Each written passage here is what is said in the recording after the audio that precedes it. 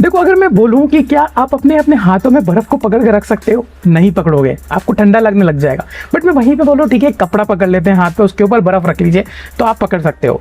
इसी तरीके से जब आप एक लैपटॉप या डेस्कटॉप यूज करते हो, आपको पंखे का आवाज सुनाई देने के लिए मिलता है।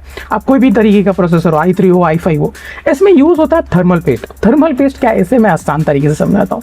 देखिए, एक तरीके का कोलगेट की तरह ये रहता है। आपको यहाँ पे करना क्या होता है, आपके प्रोसेसर पे लग जाता है और आपके जीपीयू पे भी लग जाता है। जीपीयू क्या, आपका ग्राफिक कार्ड।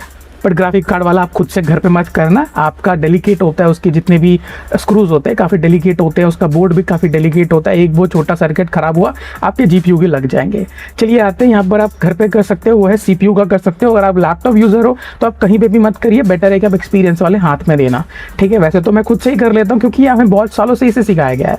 इसमें करना क्या होता है, आपको यहाँ पे थर्मल पेस्ट मिलता है। एक्चुअली देखा जाए तो कार्बन सबसे बेस्ट होता है, बट और भी है, जैसे सेरेमिक है, लिक्विड मेटल भी है, सिलिकॉन भी आता है। इसमें सबसे बेस्ट मेरे को ऐसा पर्सनली मैं ऐसा अपना रिकमेंड कर रहा हूँ, वो है कार्बन के मिल जाते हैं, और यूजुअली आपको यही अमेजोन पे लिस्टेड भी मिलते हैं।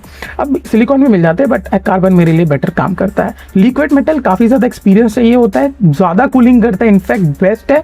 बट कैसा है, उसको लगाने के लिए एक्सपीरियंस हाथ चाहिए, क्योंकि अगर थोड़ा सा भी लिक्विड रिलीज हुआ और आपके सर्किट पर यानी मदरबोर्ड पर लगा, सर्किट खराब हो जाएगा। तो हमेशा क्या करना है, कार्बन वाला लेना है। चलिए अब बात करते हैं यहाँ पे होता क्या, जब एक प्रोसेसर है, उस प्रोसेसर के ऊपर एक थर्मल पेस्ट लगता है। अब ये क्यों लगता है, ताकि कोई भी एयर बबल बचे ना, यानी छोटा सा छोटा जो भी गैप है वो आराम से चले जाए, जिसके वजह से जो हीट सिंक है। अब हीट सिंक क्या होता है, हीट सिंक कॉपर और एल्यूमिनियम, या तो कभी कभी कोई भी जो बिगिनर लैपटॉप्स होते हैं वो या बिगिनर डेस्कटॉप होते हैं उसमें कॉपर का मिल जाता है, या तो एल्यूमिनियम का मिल जाएगा, या दोनों का मिश्रण मिल जाता है। इसमें होता क्या है, इन दोनों को हीट सिंक करा जाता है, उसके बाद फैन होता है। ये टोटल आपको प्रोसेस समझ आ गया। अब इसमें क्या, थर्मल पेस्ट क्या है, जब भी हीट रिलीज करेगा तो हीट सिंक क्या है, लेवल बराबर नहीं रहता। और अगर लैपटॉप है तो हीट पाइप होता है उस केस में, जो भी हो कॉपर एल्यूमिनियम डजंट मैटर। यहाँ पे मैटर ये करता है कि एयर पॉकेट क्रिएट नहीं होना चाहिए जब हीट ट्रांसफर हो रहा है। एंड अगर ये क्रिएट करता है तो बहुत ज़्यादा आपका जो विंडो है वो प्रॉब्लम देखने के लिए मिल जाएगा। वीडियो एडिटिंग में रेंडरिंग करते वक्त सॉफ्टवेयर ओपन करोगे तो थोड़ा थोड़ा ऐसे ऐसे लैग करके ओपन होगा, सादा पंखे का आवाज़ आना, ये सारे चीज़ों का कारण एक थर्मल पेस्ट भी हो सकता है, याद रखना। मतलब मैं ये नहीं बोल रहा कि सब कुछ का एक ही प्रॉब्लम है, सोल्यूशन वही है कि वो आपका बस थर्मल पेस्ट है, नहीं। देखिए, यूजुअली एक लैपटॉप में और किसी भी डेस्कटॉप की बात करें, सबसे बड़ा जो प्रॉब्लम है वो है गंदगी, यानी डस्ट साफ करते रहना चाहिए। सेकेंड चीज़, एयर ब्लॉकेज। लैपटॉप है, नीचे के वेंट पे तकिया रखोगे तो खराब हो गई, थोड़ा सा अच्छा सराउंडिंग देना। सबसे इंपॉर्टेंट उसका डस्ट है, एयर फ्लो, ये दो चीज़ पे ध्यान दे दो, आपका लैपटॉप सही चलेगा। और थर्ड है कूलिंग सिस्टम, अगर कोई अच्छा लगवा सकते तो बेटर है। ये तीन चीज़ ध्यान दोगे ना, कभी भी आपको हीटिंग का इशू देखने के लिए नहीं मिलेगा।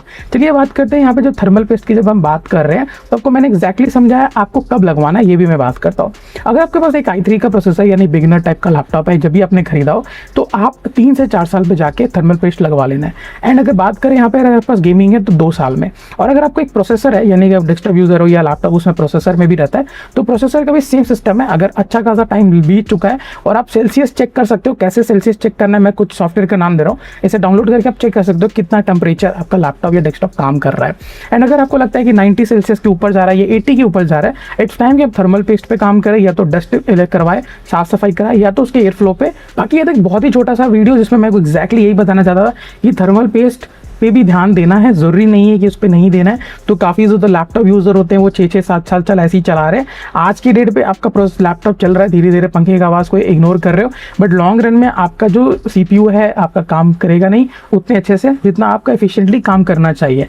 एंड सेम सारे प्रॉब्लम्स आपको देखने के लिए मिल जाएंगे। कोई भी चीज़ ओपन करोगे तो स्लो होगा, एंड आप बाहर जाओगे तो आपको रिकमेंड किया जाता है SSD बढ़ा लो या तो रैम बढ़ा लो। तो यहाँ पे एक छोटा सा मैं पॉइंट देके जाता हूँ, अगर जब भी आप एक रैम बढ़ाते हो किसी भी केस में, लैपटॉप हो या आपका डेस्कटॉप हो, हमेशा फ्रीक्वेंसी देख लेना, जो पुराना वाला आपका चल रहा है सेम फ्रीक्वेंसी का लेना। इसमें 2 कारण क्यों बता रहा हूँ। अक्सर ये दुकानदार वाले क्या करते हैं, देखिए उनकी भी कोई गलती नहीं है, उनको भी मार्जिन है, उनको सेल करना है, धंधा खोल के बैठे हुए हैं। तो इसलिए वो लोग क्या करते हैं, अगर आप समझ लो एक 4 GB का लेके गए हैं एंड वो उनके पास वो सेम फ्रीक्वेंसी अब उपलब्ध नहीं है, तो वो दूसरा बेच देते हैं, बोल देंगे कि हाँ ये सेम फिट हो जाएगा, एंड वहाँ पे स्टो कर देता है। बट लॉन्ग रन में ब्लू स्क्रीन का प्रॉब्लम है, ये सारी चीज़ें आने लग जाते हैं आपको। तो जब भी आप खरीदने जा रहे हो तो आपने क्या करना, अपने लैपटॉप या डेस्कटॉप में जो भी फ्रीक्वेंसी आपका रैम पे लिखा है वो रैम पे लिखा रहता है, ठीक है, वही फ्रीक्वेंसी का ही आपको उसमें चूज करना है। बाकी और भी कोई डाउट है तो नीचे कमेंट में पूछ लेना या इंस्टाग्राम पे DM भी कर सकते हो। बाय।